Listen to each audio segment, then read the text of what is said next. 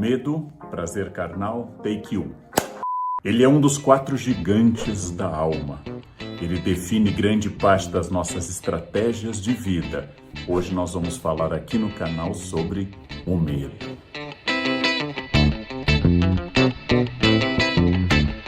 Prazer carnal.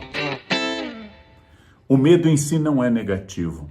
O medo é uma reação instintiva, fruto da evolução da nossa espécie e motivo da nossa sobrevivência.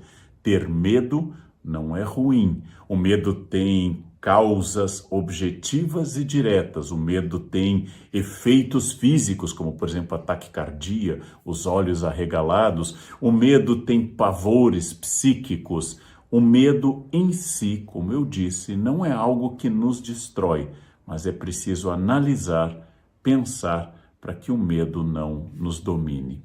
Em primeiro lugar, nós sobrevivemos como espécie porque nós temos medo. O medo de um espaço escuro, o medo de feras, o medo de passar fome, obrigou a nossa espécie a buscar estratégias de defesa, associações em grupo, constituições de defesas, e hoje também podemos falar em defesas psíquicas, em muletas contra o medo. Eu vou dar um exemplo a vocês de uma questão muito importante. Existem poucos seres humanos no planeta que sofrem de uma característica chamada analgesia congênita. Analgesia congênita, ou seja, não sentem dores. Estas pessoas que por uma série de questões não sentem dores, não sentem quando seu braço está queimando, não sentem uma fratura, não sentem uma apendicite, sofrem muito e raramente sobrevivem por muito tempo. Por quê? Não tendo a dor, não sabem, por exemplo, que quebraram um osso. Não tendo a dor, por exemplo, não sabem que um ambiente, uma panela, um ambiente oferece risco. Não tendo a dor, acabam morrendo, porque não tem este mecanismo de defesa que é a dor. A dor é muito importante porque ter medo de sentir dor nos afasta de experiências de risco desnecessário. E quando eu sinto uma dor que eu não busquei, um choque, uma queimadura com um prato quente, meu corpo manda logo a mensagem para que eu reaja. A dor e o medo são estratégias fundamentais de sobrevivência. Ter medo de andar na rua em um lugar perigoso, quando eu posso ser assaltado ou agredido, é uma prudência que vai me levar a evitar saídas, por exemplo, desnecessárias. Se eu vou a algum lugar e não é necessário que eu enfrente aquele lugar. O medo de ter um acidente de carro pode me levar a ser um motorista mais prudente. Até o medo de ter aquela ressaca pós-bebedeira pode ser uma ação educativa para que eu modere a ingestão de bebida alcoólica. O medo de ficar sem dinheiro pode ser um estímulo a que eu seja uma pessoa mais prudente nos meus gastos. Logo, pensando como uma advertência diante de um perigo real, o medo não é ruim. O medo é uma forma de eu pensar melhor, agir melhor e ter, inclusive, uma estratégia mais objetiva. Nós temos medos reais e temos medos imaginários. Eu posso pensar, por exemplo, nas fobias, mas as fobias são características psíquicas muito graves que excedem, inclusive, a racionalidade de uma causa. Exemplo, as aranhas podem ser venenosas. Quando eu estou em um ambiente em que há várias aranhas, eu, Leandro, que não tenho aracnofobia, eu fico com medo. Eu tenho medo de ser picado por uma aranha, já fui na infância picado por uma aranha. A gente tinha medo no interior quando usava um sapato velho e batia o sapato com medo de escorpiões ou de aranhas. Estes são medos objetivos, mas eles podem se transformar em fobia. Por exemplo, ofidiofobia, que é o medo de cobras. Eu devo ter medo de cobras quando eu estou no meio do mato e aparece uma cobra. Eu devo ter medo, porque a cobra tem veneno e pode me matar. Inclusive, este medo é saudável, este medo tem base, este medo é explicável, mas pode se transformar por vários motivos em fobias. A simples presença de uma aranha no ambiente ou a simples imagem de uma cobra podem despertar em mim uma taquicardia, uma boca seca, uma ansiedade desmesurada. Ou seja, uma ansiedade além daquilo que é o risco em si. Não posso nem ver filmes de aranhas que eu já fico completamente paralisado, então pode ser que você esteja sofrendo de uma fobia. Existem fobias para gatos, para cachorros, para aranhas, para cobras. Existem fobias muito variadas. Elas são uma doença específica. Então, no caso de um medo me paralisar por completo, ele excede o simples medo e se torna uma fobia. Ele dá um degrau acima, é um pavor que eu não consigo controlar. Logo, de medo positivo, balançar um pouco um sapato velho para ver se não há, por exemplo, uma aranha, um escorpião, por exemplo, evitar andar em um ambiente que possam existir cobras venenosas, sem colocar, por exemplo, uma bota que me defenda de uma picada nas pernas, isto é prudência. Se eu não tiver essa prudência, eu tenho temeridade, que Aristóteles diz que é um defeito. Aristóteles define a coragem como a pessoa que sai para enfrentar seus medos, mas não deixa de ser prudente. Quando a prudência é excessiva, ela pode virar covardia. Quando não existe o medo, isso pode virar temeridade. O medo é positivo se me faz pensar em boas estratégias. Eu tenho um certo medo do declínio final da idade. Então eu vou ter alimentação equilibrada, vou fazer esportes sob supervisão médica, eu vou fazer vacinas, porque isto vai retardar, pelo menos retardar, o declínio final. Isto vai impedir que ele chegue muito cedo do ponto de vista da estratégia. Agora, o medo paralisante da morte é outra questão. Então eu estou lidando talvez com um medo que esconda outras questões, talvez com um medo que traga outros sentimentos, mas quando ele é estratégico, ele é bom. O medo é um sentimento que pode ser visto como uma aliança estratégica para me tornar uma pessoa melhor. Claro que o medo é tão forte, eu citei lá no início que é um dos gigantes da alma, o medo pode ser instrumentalizado por pessoas. Por exemplo, sistemas políticos vão dizer, votem em mim, porque o outro é o caos, o outro é a destruição. O medo da fome, da inflação, do desemprego, da desordem social, é um argumento muito forte. Muitos religiosos, durante a Idade Moderna, diziam muito mais sobre o medo do inferno do que sobre o amor a Deus. Eu não falo para você como candidato do que eu quero fazer, apenas digo que eu sou a única alternativa que você tem. Então eu estou usando o medo como uma forma de controlar as pessoas. Os pais que assustam crianças com medos, na minha infância era o homem do saco que passa na rua e vai pegar crianças. Os pais que assustam crianças para que ela não faça algo perigoso ou que seja obediente, utilizam o medo como estratégia de controle. É muito eficaz. O medo é muito eficaz como estratégia de controle. Por isso que eu devo saber quais são meus medos, porque é provável que se eu não souber quais são meus medos, outros saberão e usarão contra mim. Nós vivemos uma sociedade com muito medo. Nós vivemos uma sociedade marcada por medo. Zygmunt Bauman notou isto. Luc Ferry disse que nós temos 3 medos, fobias em geral, timidez e medo da morte. E falou que o medo da morte pode ser talvez diminuído se eu levar uma vida saudável e bem examinada, uma vida em que eu tome medidas concretas para enfrentar este medo, encarar o medo de frente. Em alguns casos, os especialistas falam de exposição moderada àquilo que me causa medo. Então, morro de medo de alguma coisa, primeiro olho imagens daquilo, depois olho filmes, primeiro fotos, depois filmes, ou então simplesmente vivo a situação sob controle, pode ser uma estratégia. Mas como eu disse no início, se o medo lhe paralisa, se ele é irracional ou até racional, mas lhe paralisa, é hora de você buscar ajuda profissional.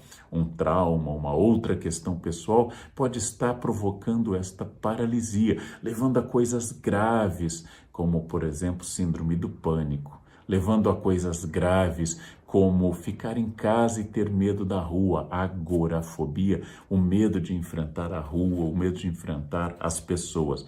Nesse caso, é fundamental que você procure ajuda profissional. Eu disse desde o início, o medo não é ruim. O medo é uma lembrança que eu não sou todo-poderoso, que eu não sou infinito, que eu não sei tudo. O medo pode ser usado como uma estratégia para eu não tomar medidas excessivamente ousadas, para que eu não perca a noção de perigo, para que eu não perca a noção de que eu não tenho todo o poder do mundo e nem tenho todo o tempo do mundo. Se eu levo em conta minhas limitações e meus medos, talvez minha estratégia possa ser melhor. Então, se ele não for uma fobia psíquica, se eu não estiver precisando de ajuda profissional, se ele for apenas uma recomendação, cuidado, há riscos na sua escolha, ele é bom. No campo financeiro, no campo afetivo, sexual, no campo da saúde, no campo do trabalho, em todos os campos, uma dose de medo, que venha junto com ela uma dose de prudência, que vai me levar a não apostar todas as fichas em uma jogada, a não arriscar demais por muito pouco, a levar em conta que as coisas podem dar errado ou a ter pelo menos um plano B, ele pode ser excelente. Talvez excesso de medo nos leve a uma paralisia de covarde e a falta de medo nos leve a uma existência kamikaze suicida. É preciso moderar o medo e, para isso, conhecê-lo. Para isso, aprender com ele. Por exemplo, Montaigne, filósofo do século XVI, que eu gosto muito, disse que filosofar é aprender a morrer. Todo o objetivo da filosofia é aprender a morrer. Você vai dizer, que coisa terrível, se Montaigne devia ser depressivo. Não particularmente. Tinha melancolia, mas não era uma pessoa tão negativa. Apenas ele disse, nós vamos morrer. É inevitável. Todos nós temos um destino e um encontro com a morte. Então, filosofar é parar de dar a este destino inevitável excesso de força. Filosofar é aprender a morrer. E como se aprende a morrer? Vivendo bem, um dia de cada vez, com foco no presente, sem excesso de angústia pelo passado, sem excesso de projeção sobre o futuro, com os medos ditando estratégias e sabendo que se o final é inevitável, o prazer está na viagem. Todos chegarão ao mesmo lugar, ao fim. Então a única alegria desta existência é a existência em si. E é por isto que filosofar também é aprender a morrer. Aprender sobre o meu final inevitável vai valorizar esse presente. Se um dia eu não terei mais as pessoas que eu gosto, quero estabelecer com elas uma ligação muito forte. Se um dia eu posso não ter mais saúde, eu quero aproveitar estes dias em que eu tenho saúde e mesmo quando ela declinar, eu quero que ela me dê o máximo daquilo que eu puder. Por isso que filosofar é também aprender a morrer. E nesse sentido de Montaigne, aprender a viver bem.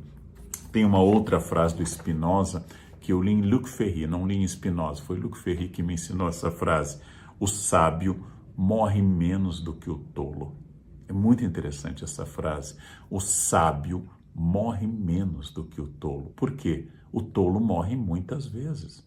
Morre, inclusive, por causa do medo.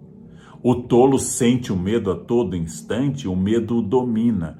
O sábio só morre uma vez, naquela vez definitiva, que nos espera a todos. Sócrates foi um homem ousado, corajoso, questionador, e morreu uma vez, condenado à morte pela sociedade ateniense. O covarde é aquele que vai morrer várias vezes, vive morrendo. E em função do seu medo não adquire prudência, adquire covardia. E acaba não fazendo nada, porque vai desagradar os outros, porque não é o que esperavam dele, porque não é isto, etc. Então ele morre muitas vezes. Por isso, o sábio morre menos do que o tolo. O sábio sabe que tem medo, e é por isso que não é dominado por ele. O sábio sabe que não é imortal. O sábio sabe que não é onipotente. O sábio tem consciência da brevidade da vida. O sábio sabe que seu encontro está já marcado. E por isso o que eu tenho que fazer é que até lá eu tenho muita coisa que eu posso aproveitar. Este é o sentido que Spinoza nos dá. Por isso que eu queria dizer, tratar seu medo, se ele for paralisante, com um bom profissional, um psiquiatra, um psicólogo, um terapeuta. Ele pode ser sintoma de uma coisa muito mais grave, tratar seu medo. Mas se não for o caso de algo paralisante, aceitar o seu medo. Eu me sinto desconfortável em tal situação. Por quê? O que ela está expondo de mim? Aceitar-se como falho, como perfectível e não perfeito. Conhecer-se, sentir e olhar para seus medos. Quando faz um exorcismo no Evangelho, Jesus pergunta o nome dos demônios e eles dizem, nós nos chamamos legião. E aqui está uma fórmula interessante. Dar nome a seus demônios ajuda a expulsá-los, ou pelo menos a conviver com eles. Eu tenho medo disto, é minha característica. O que eu posso fazer para diminuir, refletir? Talvez eu vá conviver a vida inteira com este medo. Talvez não. Mas se eu não der nome a este medo, não olhar de frente para as minhas fraquezas, e todas e todos temos fraquezas, é impossível alguém não ter fraquezas, eu vou pelo menos conviver melhor com essas fraquezas, evitar situações que me provocam muito medo, estimular outras situações e quando sentir um medo, tudo bem, ele está lá, é parte da minha natureza, é parte da minha psique, é parte da minha experiência de vida, é parte da minha biografia. O medo não é um defeito, o medo é um sinal de alerta. Então, olhem para aquilo que o medo está dizendo. Sim, eu tenho medo de animais venenosos, porque eu amo viver.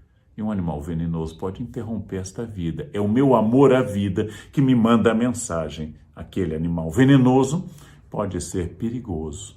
Esse medo não me domina, ele convive comigo. Eu vou pensar na vida que eu quero preservar e não no medo de perdê-la. Há uma história que eu gosto muito da peste indo para uma grande cidade no Oriente Médio e um médico a encontra no caminho e a peste diz a ele, eu vou a Bagdá matar 100.000 pessoas. O médico entende que é a missão da peste, é a missão da morte da peste.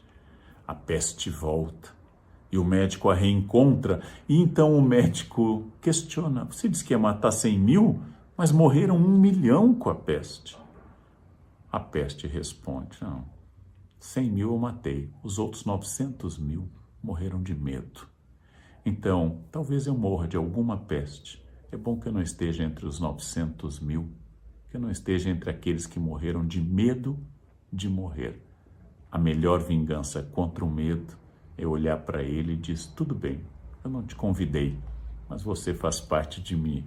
Vamos adiante, porque viver é muito superior a morrer de medo. Foi um prazer.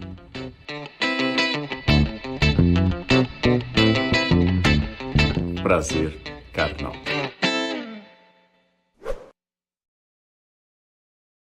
Descubra sua personalidade com o teste Pensax. Faça o teste grátis e comece sua jornada de autoconhecimento.